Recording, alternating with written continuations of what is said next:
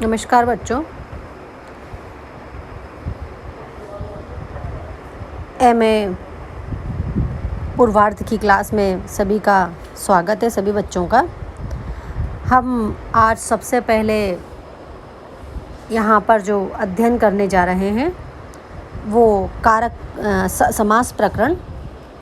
सभी जानते हैं हम कि समास जो है वो दो शब्दों के समर्थ शब्दों के बीच में, पदों के बीच में समास होते हैं। दो समर्थ पदों के बीच में समास होता है और यह जो समास है वो सबसे प्रथम और महत्वपूर्ण बात यही है कि जिन पदों के बीच में समास हो रहा है वो दोनों समर्थ होने चाहिए। तो हम यहाँ पर देखेंगे समास से संबंधित सबसे पहला जो सूत्र है वो है समर्थः पदविधिः।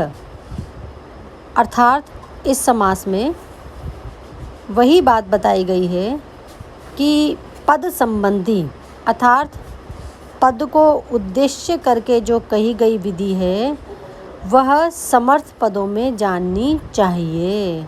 अर्थात समर्थ पदों में ही, समर्थ पद से तात्पर्य जिस पद का कोई न कोई अर्थ निकले।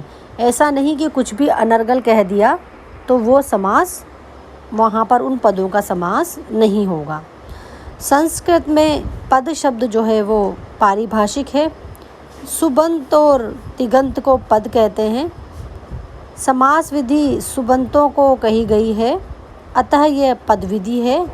समास समर्थ पदों का ही होता है और समर्थ पद जो है वे कहलाते हैं जो कि परस्पर एक दूसरे से संबंधित होते हैं, अर्थात परस्पर एक दूसरे से गुथे हुए होते हैं, अन्वित होते हैं, अर्थात परस्पर मिलकर अर्थ बोध कराने का जो सामर्थ्य रखते हैं।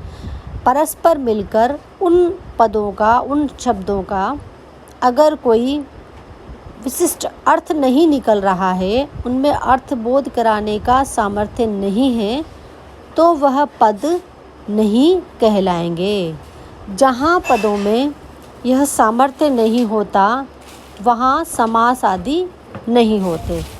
जैसे भार्याराज्ञ पुरुषो देवदत्तस्य, यहाँ राज्ञ और पुरुष परस्पर समन्वित हैं, अतः इनका समास नहीं होता।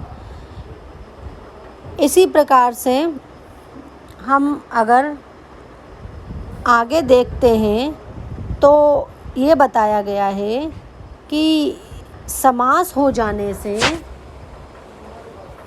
उनकी पदों की जो है वो सुप संज्ञा हो जाती है, प्रातिपादिक संज्ञा हो जाती है। अब समास प्रकरण के अंतर्गत सबसे पहला जो समास है वो अव्ययी भाव समास। अव्ययी भाव समास को अगर हम देखते हैं तो अव्ययी भाव समास की जो प्रथम सूत्र है वो है अव्ययी भावः।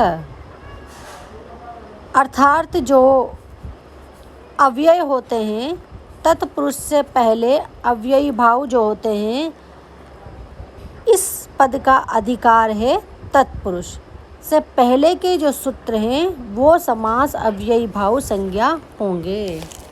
अर्थात अवयव से तात्पर्य है विभक्ति, समीप, समृद्धि, वृद्धि, अर्थ यानी वस्तु का अभाव, अत्यय यानी ध्वंस, असंप्रति यानी अनुचित और शब्द की अभिव्यक्ति, पश्चात, यथा, अनुक्रम, योगपद्य यानी कि एक साथ होना, सादृश्य एक समान होना, संपत्ति, साकल्य यानी संपूर्णता और अंत।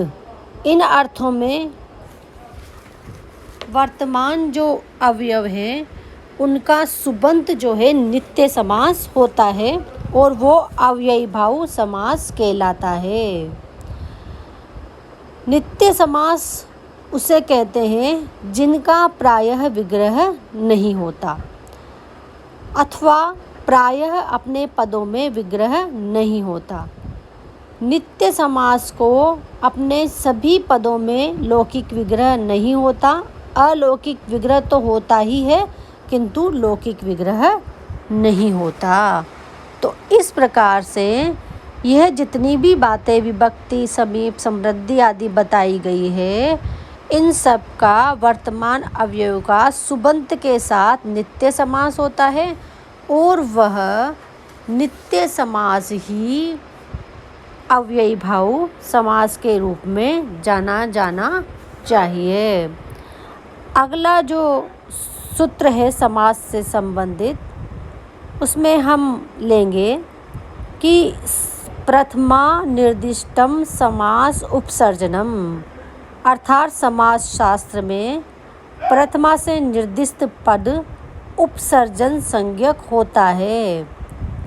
कहने का तात्पर्य यह है, भाव यह है कि जो प्रथमांत पद होता है, प्रथमांत पद से जिसका बोध होता है उसकी उपसर्जन संज्ञा होती है, जैसे अव्ययम विभक्ति। इस सूत्र से प्रथमान पद है अव्ययम। अवयव शब्द से आदि अवयवों का बोध होता है, अतः जो आदि जितने भी अवयव हैं उन सब की उपसर्जन संज्ञा होती है। उपसर्जनम इति, समास में उपसर्जन संज्ञक का ही पहले प्रयोग किया जाता है, अर्थात जिनकी उपसर्ग संज्ञा होती है उन्हीं को पहले प्रयोग में लिया जाता है।